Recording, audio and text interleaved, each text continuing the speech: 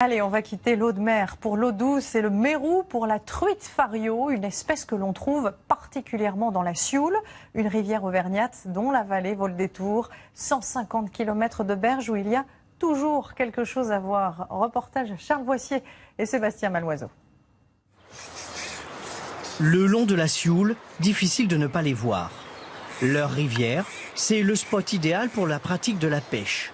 Cette année, une quarantaine de saumons d'Atlantique sont venus ici se reproduire. On taquine l'ombre commun et l'on attrape essentiellement. Moi, je pense que c'est une truite fario. Une demoiselle de la Sioule. La truite fario dans la Sioule, c'est une espèce endémique.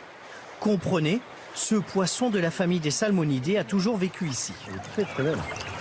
Donc on a un poisson, comme vous le voyez, qui est vert d'eau et noir sur le dos, de manière à ne pas être vu par les prédateurs comme les oiseaux, les cormorans notamment, mais aussi la loutre qui sévit dans nos rivières encore aujourd'hui, et tant mieux.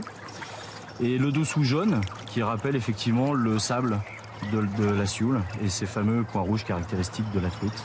On a réussi à duper le poisson, on a joué un petit peu avec lui, il était relativement combatif et il finit par retourner dans son élément. Un bon partage, un partage de bons principes. On lui rend la liberté. Allez. Donc on la remet doucement à l'eau. La vallée de la Sioule, un territoire minuscule traversé par une rivière de 150 km. Loin des dépliants touristiques, nous nous sommes perdus dans cet espace naturel, là où le trafic n'est pas dense. Les pieds dans l'eau, nous écoutons la rivière. Ici, les rencontres s'écrivent souvent en suivant le cours de la Sioule. Depuis une quinzaine d'années, Charles est naturaliste. Cette rivière, c'est son bureau. On retourne un peu un habitat, un micro-habitat, donc il faut toujours prendre garde à bien remettre les pierres en place et vérifier qu'on n'écrase rien, qu'on n'écrase pas un poisson, qu'on n'écrase pas une écrevisse qui était dissimulée dessous. Et là, vous voyez, sous la pierre, on a des sangsues qu'on va très bien bouger. Mais ce qui le motive, ce sont de petits indices, signes de la présence d'un mammifère qu'il étudie, même s'il ne le voit que très rarement. Là, on a vraiment, typiquement, un site de marquage territorial pour la loutre. C'est ici qu'on va pouvoir trouver sa crotte. Alors, la crotte de la loutre, on appelle ça une épreinte, ça vient du vieux français. Mais pour elle, l'important, c'est d'avoir un espace un petit peu dégagé. On a cette grosse pierre qui dépasse bien de l'environnement. Donc, elle va venir régulièrement déposer sa crotte pour marquer son territoire. Et donc c'est ici, sur cet endroit précis, qu'on va pouvoir disposer un piège photo pour essayer de l'observer indirectement. Parce que la loutre est restée craintive face à l'homme, son unique prédateur. Aujourd'hui, l'essentiel des observations se font de nuit. Depuis 1972, la loi interdit sa destruction. Elle est classée espèce protégée. Quand il n'y a pas de vent comme ça, c'est chouette parce que le moindre mouvement, même une couleuvre, tu la vois dans l'eau. Une bonne chose pour Christian Bouchardy. Il y a un rapace parce que regarde, on voit un reflet de rapace. Il nous a donné rendez-vous au méandre de Cueil. Les 3 marches qu'on a fait là. Naturaliste lui aussi, il milite pour la protection de la loutre depuis plus de 40 ans. C'est-à-dire que 2 espèces très rares et protégées se sont croisées ici, là, dans le barrage de Cueil. Direction le barrage de Cueil en bas dans la vallée. Ce mur de béton construit dans les années 90 coupe la rivière en deux. Lors de sa réalisation, la loutre est seule face à cet obstacle incontournable.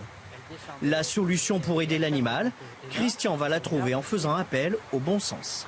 On s'est mis d'accord avec EDF, mais on a fait ça à la bonne franquette, tranquille. Hein, et je leur avais demandé, à l'occasion d'une vidange, quand l'eau serait baissée, de faire quelques marches.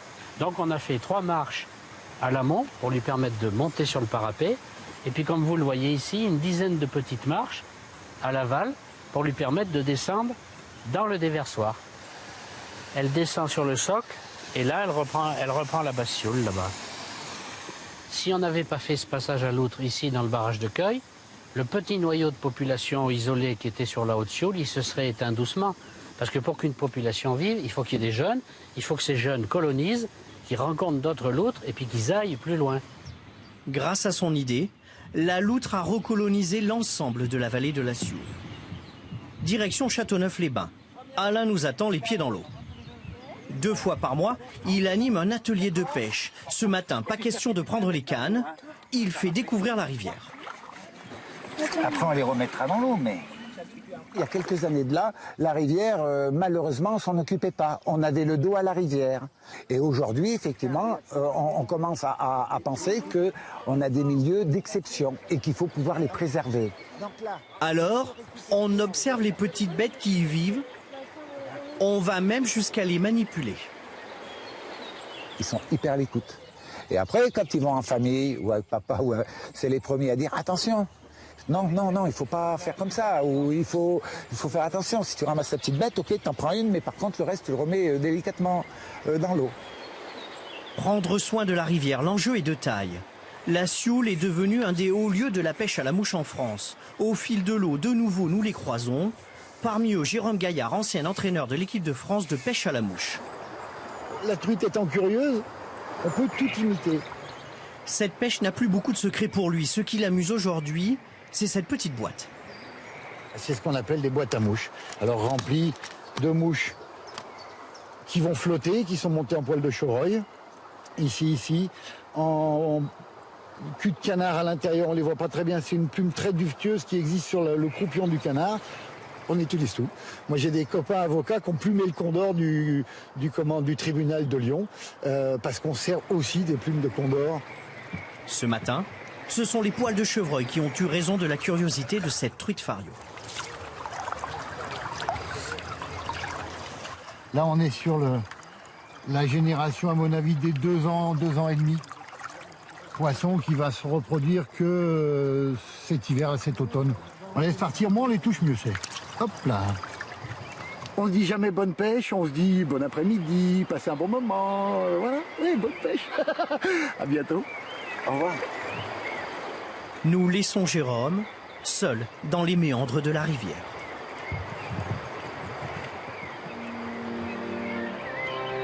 Construit au XIIIe siècle, les ruines du château Rocher surveillent la vallée. Mais celui qui nous intéresse est beaucoup plus récent. Les membres de l'association Sous les Patrimoines nous le font découvrir. On le surnomme le phare de la vallée. Sa construction fut une véritable prouesse technologique. Le viaduc des Fades surplombe la rivière à plus de 130 mètres de haut. Son tablier, tout en métal, mesure plus de 400 mètres de long. En 1906, ce fut le pont ferroviaire le plus haut du monde. Construit pour transporter du charbon, puis des voyageurs entre Clermont-Ferrand et Montluçon. Mes souvenirs d'enfance, c'est quand on passait par le train, ça passait très lentement et on avait toujours l'impression que c'était pour nous laisser regarder le viaduc. Depuis 2007, la ligne n'est plus en service. Les touristes, moins nombreux. Des hôtels qui étaient très vivants autrefois. Et ça, c'était tenu par une grand-mère qui était très active. Et puis ses enfants, petits-enfants n'ont pas continué. L'association ne veut pas se résoudre à l'idée de voir le viaduc se détériorer. Une vue sur la vallée, là c'est la partie qui a été repeinte, ça. Ouais. Quand ils ont repeint cette partie, on s'est dit ça y est, c'est parti, ils vont tout refaire. Mais ce ne fut pas le cas. Alors aujourd'hui, ces passionnés imaginent les solutions les plus folles pour sauver ce patrimoine. Alors la tyrolienne? Donc elle partirait du milieu du tablier, elle passerait au-dessus du barrage et elle irait jusqu'à la presqu'île de Chalamont. Ou encore, un wagon-restaurant posé au milieu du viaduc. C'est une chance qu'on a, c'était un outil pour faire passer des trains. Demain, ça sera un outil pour faire du tourisme. Le tourisme, justement, c'est l'un des moteurs économiques de la vallée. Profiter d'un cadre exceptionnel pour prendre du plaisir. On se retrouve vraiment en communion avec la nature. On se sent petit aussi. C'est notre dernière étape. Allez. La vallée de la Sioule nous dévoile une ambiance sauvage. Comme vous pouvez voir, il n'y a que de la roche sur le côté. On va rentrer dans la partie la plus encaissée des gorges. Vraiment, on a 5 km de rivière où elle a creusé son lit au bout de moult temps. Et là, on navigue vraiment au fond de la vallée. Nous n'avons plus le choix. Il faut abandonner notre voiture. Aucune route ne permet de profiter de cet endroit. C'est parti. Allez, on y va. Allez, on y va.